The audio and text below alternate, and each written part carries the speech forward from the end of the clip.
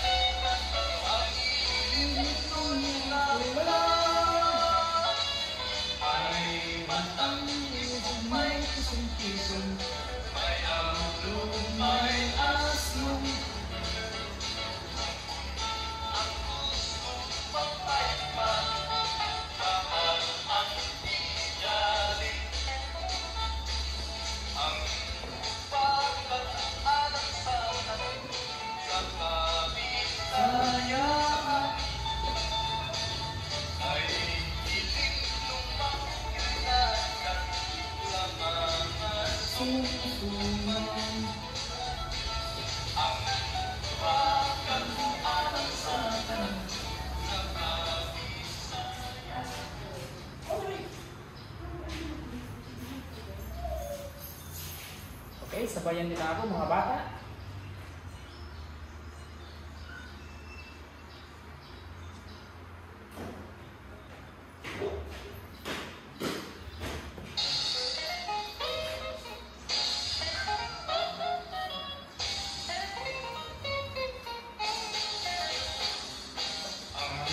Tuwagan mo alang sa tanong sa kabisayaan. May ilinong mahuli na hanggang ang mga sumsuman. Masadya kung may pista, ay daghang kumbira. ang tubag maulpida, ang lilinong luna, ay matangis may kisong-kisong, may aklog, may aslong. Kung ang gusto ko bang maipait, mahal ang hindali.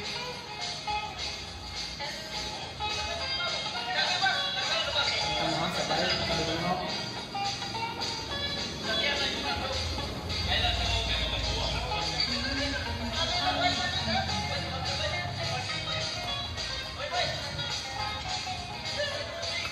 Ang pagkabualan sa kanay, sa kabisayaan,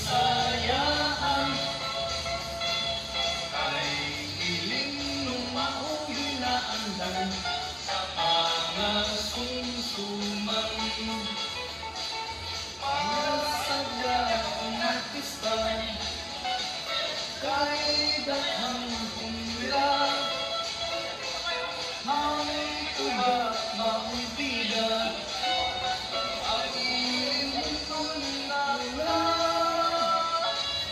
ay patangis kung may kisong-kisong, may aklog, may aslong.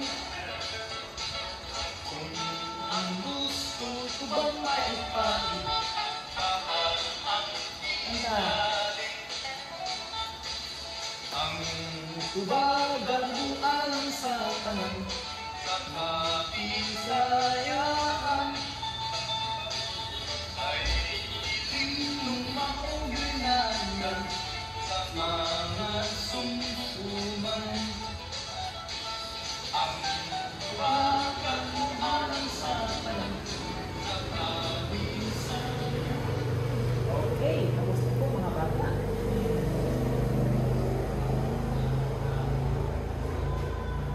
Para sa inyo mga bata, ano ang nasa isip nyo sa awitin niyo? Okay, ito ay may kaugnayan sa ating kultura, sa ating tradisyon, sa sining, malamang. Okay, ang awitin niyo mga bata ay tinatawag na katutubong awit. So, ang kantang ito mga bata, ang kantang ito mga bata ay pinagmagatang tuba na kung tawag dito sa atin ay tuba nga at galing ito sa liyog. Sa English ay coconut wine. Ang tuba mga bata ay ginagawang kasiyahan ng ating mga ating mga bayan. Ginagawang kasiyahan para sa ating paglilibang o mga pista o mga okasyon. Kasi ang tuba ay masarap din mga bata. So, narito ang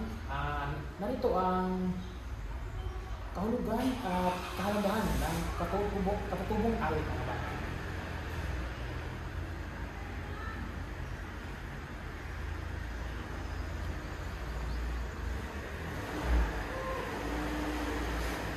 Nakikita niyo ba mga bata? Okay. So, katutubong sining o awit. So, ano ba ang katutubong awit? Ang katutubong awit ay isang tradisyonal na awitin na nagulang sa isang partikular na pangkat etniko o reliyon. Karaniwan ito ipinapasa mula henerasyon sa pamamagitan ng aral, tradisyon o pagsasalin sa pamamagitan ng pagkanta. Ang mga katutubong awitin ay madalas na nagpapahayag ng buhay, kultura, tradisyon, paniniwala at kasaysayan ng isang pangkat na tao. So, ang katutubong awit daw mga bata ay nagmula sa mga pangkat o mga reliyon o ginagawa ng pangkat etniko o reliyon. Ang galing lang. Kasi may mga kasi-kasing mga awitin din mga bata, hindi lang yung tuba na nanggaling sa tuba, nanggaling sa mga kabisayaan, hindi pang katutubong awit naman ay nanggaling sa mga Ilocano o sa mga Waray. Mga katutubong awit din mga bata. At ang mga katutubong awit ay madalas nagpapahayag ng buhay, kultura. Nagpapahayag daw ang katutubong awit. Ang ating mga katutubong awit din daw ay nagpapahayag ng mga buhay, kultura. Diba? Kita niyo sa lakat, tradisyon, mga paniniwala at mga kasaysayan ng isang pangkat na tao. Ang katutubong awit hindi mga bata ay nagpamana ito sa henerasyon by henerasyon. Kaya ating mga kalululahan hanggang sa ngayon. Ngayon na namanan nila sa atin ang katutubong awitin. Okay, next. Mga halimbawa ng mga katutubong awitin sa Philippines. Una, ili-ili tulog anay. O diba mga bata, ang ili-ili tulog anay ay galing sa Hiligaynon.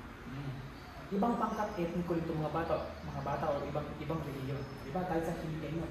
Isang lullaby o uyayi. Mamaya ko na ipaliwanag kung ano ang ibig sabihin ay kung ano ang mga paglugan, ibig sabihin ng mga katutubong awitin dito mga bata. Pangalawa ay ang si Filimon. Nananggaling naman sa Cebuano. Tayo, mga Bisaya. Ang si Filimon ay awitin tungkol sa isang mangingisda. So mangingisda mga bata. So pangatlo ay ang Pangulinawi na nagaling naman sa Ilocano, di ba? Galing sa Ilocano, ibang pangkat etniko na naman. Na isang awit na panliligaw ng mga bata. So, may gets na kung ano ang pangatang ito. At ang panghuli ay ang waray-waray, nanggaling naman sa waray ng mga etniko. Nagpapakita ng katatagan ng mga waray. So, nagpapakita ng mga katatagan sa mga waray. So, narito ang mga awitin. Narito ang mga video at awitin sa katutubong awitin na binigyan ng mga bawat mga panahon nila.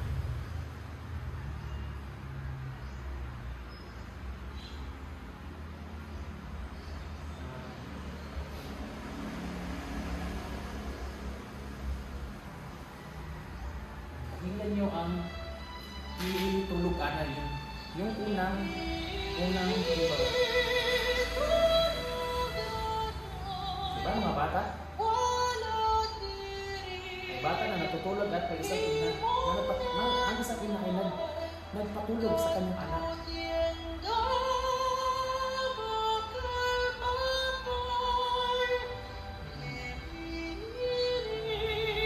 Sa ina mga bata na may pagmamahal sa kanyang anak. Diba? Hindi tayo. Hanggang saan ina nakatulog mo lang sa pagbabantay ng kanyang anak. Mana sa duyan.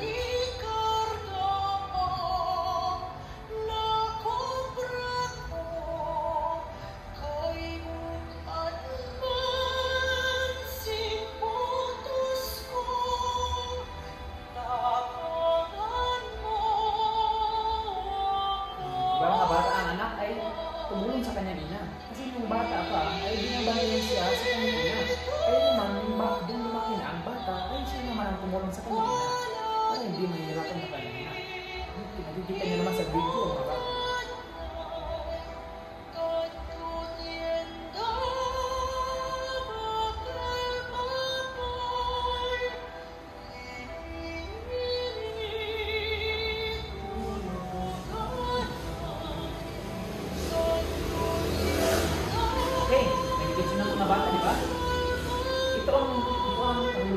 Sabihin na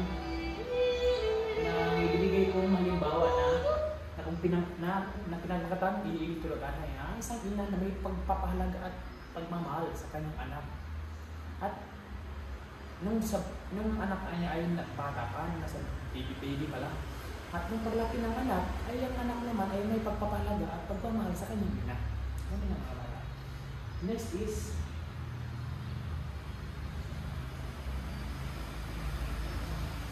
Filimon, mga bata. Tingnan niyo si Filimon.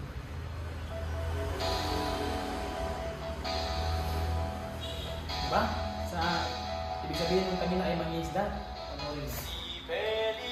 Si Filimon, na masul sa kadagan. Himik daw siya, mga bata. Si Filimon. Nakakuha, isdang tambasan. Isda nga siya, mga bata. Nakakuha siya ng isang isda. Nakitawagin tambasakan. Ibininta niya raw. Ang halin pulos kura, di ko lang ni panuka. Ang kinita niya sa kanyang isda na ibinta niya sa merkado ay ibinili niya lang bilang kuba. Wala hindi mga bata, diba? Hindi ko lang mga bata.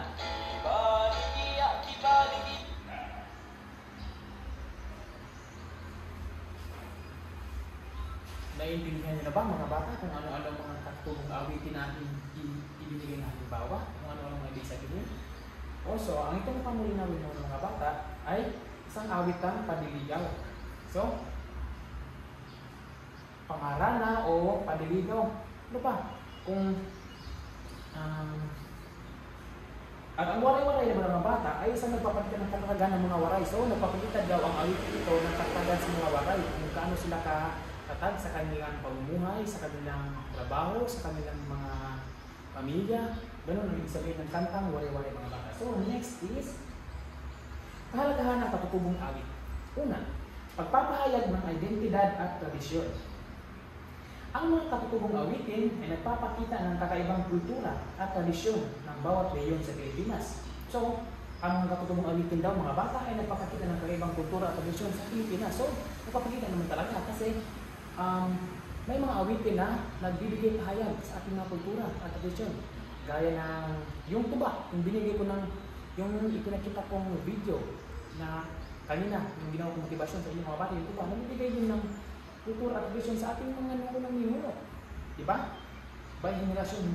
So, halimbawa, ayan, ili-ili tuluganay na nagpapakita ng pagmamahal at pag-aaruga ng kanilang mga anak. Diba? Ili-ili tuluganay, nagiging halimbawa din siya sa unang pagpahalaga. Diba? Kaya nagpapakita siya ng pagpapahalaga at pag-aaruga sa kanyang anak. Okay, pangalawang kahalagaan ng mga bata ay ang pagpapanatili ng kasaysayan at paniniwala. Maraming katutubong awitin ang may historical at panrelihiyosong kahulugan. Halimbawa, ang mga epikong awitin tulad ng dalangin ng mga banal ay nagkukwento ng kanilang kasaysayan at bayani. So, pagpapanatili ng kasaysayan at paniniwala. So, maraming katutubong awitin ng mga bata ay may historical at panrelihiyosong kahulugan. So, dahan daw po ko ng mga katutubong awitin na may historical at panrelihiyosong kahulugan. So, like, isang ipit mong awitin tulad ng darangin ng mga Maranao. Darangin o ako nakatag sa example na sa darangin. Ay nagkukwento ng kanilang kasaysayan at bayani. So, ang katutubong awitin na darangin mga bata ay nagkukwento ng mga kasaysayan ng kanilang mga bayani. So, ito ang ibig sabihin ng pangalawang pagpahalaga ng mga bata na pagpapanatili ng kasaysayan at paniniwala. Pangatlong pagpapahalaga mga bata ay ang pagpapalaganap ng sining at malikhaing pagpapahayag.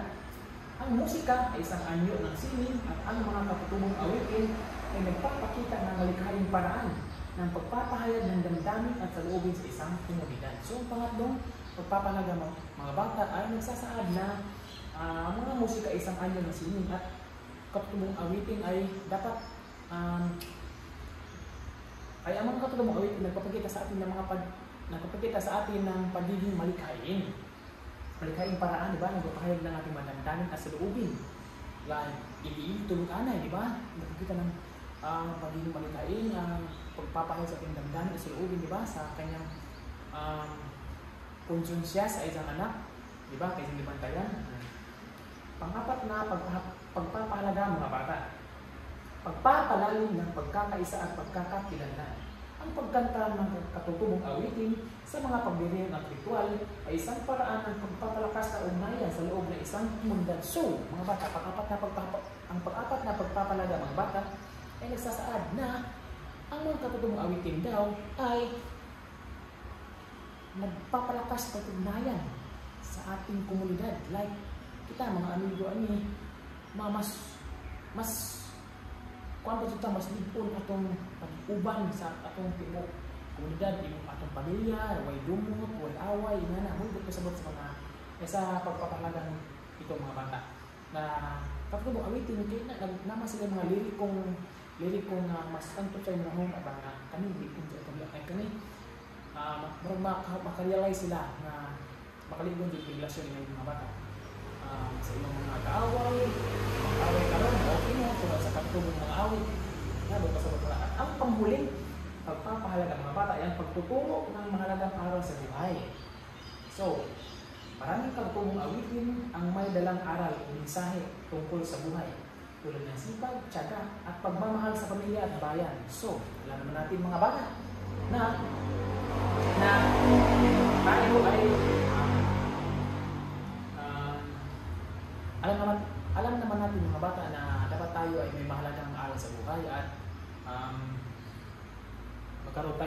sipag at tiyaga para sa ating mga pangarap, di ba? Ito ang ibig sabihin ng panglimang pagpapahalaga sa katutubong awit ng bata. So, awitin niya magdala-araw sa ito sa sipag tiyaga, tuma sa pag-iat bayan. So, katutubong awitin ng mga bata ay na may pagmamahal sa ating pamilya at sa ating bayan. So, okay, conclusion mga bata. Ang mga katutubong awitin ay hindi lamang simpleng musika. Sila ay buhay na bahagi ng ating kasaysayan, sining, at kultura. Sa pamamagitan ng pagpapanatili at pagpapahalaga sa mga ito, ay naipapasa natin ang mayamang pamana ng ating lahi sa susunod na henerasyon. So, ang katutubong awit daw mga bata, ibig sabihin dito sa konklusyon ay naipapasa daw natin sa henerasyon. Ngayon, ating henerasyon sa susunod din ay papasa natin sa ating mga anak o sa ating mga apo. Di ba? Ganun daw ang ibig sabihin ng konklusyon. Ang katutubong awit ng mga bata ay hindi lamang isang simpleng musika. Kundi ito ay isang buhay na bahagi ng ating kasaysayan, sining, at kultura. Okay. Naintindihan nyo na ba mga bata? Nais ko nang magtanong ha? Ano nga ang kahulugan ng katutubong awit, mga bata? Makibasa? Okay, very good. Okay, magbigay ng mga halimbawa ng katutubong awit. Okay, very good. Okay, tama. Okay, tama. Magaling mga bata. Talaga na may naiintindihan nyo at nakikinig kayo na maayos sa ating talakayan ng araw. Okay. Sa ating pagtataya mga bata o evaluasyon ay pagsagot sa tanong. Okay, kumuha kayo ng isang buong papel at pakisulat ang mga tanong sa harapan. At sagutan niyo ito sa loob ng 15 minuto. Okay, basahin ko muna ha. Ang unang tanong. Ano ang kahulugan ng katutubong awit? Pangalawa, magbigay ng isang halimbawa ng katutubong awit at ipaliwanag ang kahalagaan nito. Magbigay daw kayo ng isang katutubong awit, halimbawa ng katutubong awit, at ipaliwanag din niyo pagkatapos kung anong kahalagaan nito. Pangatlo, anong katutubong awit ang pinakamalapit sa inyong kultura at bakit? So ano daw ang katutubong awit na pinakamalapit sa inyong kultura at bakit? Sa teksto ng mga bata ay isang performance task. Gumawa ng isang maikling tula o awitin na nagpapakita ng kultura ng iyong komunidad. So, gumawa na kayo ng isang tula, mga bata, o awitin na nagpapakita ng kultura sa ating komunidad. Pag nagigits nyo ba? Mga bata? Maintindihan nyo ba? Okay, bigyan ko kayo ng 15 minuto sa pagsagot.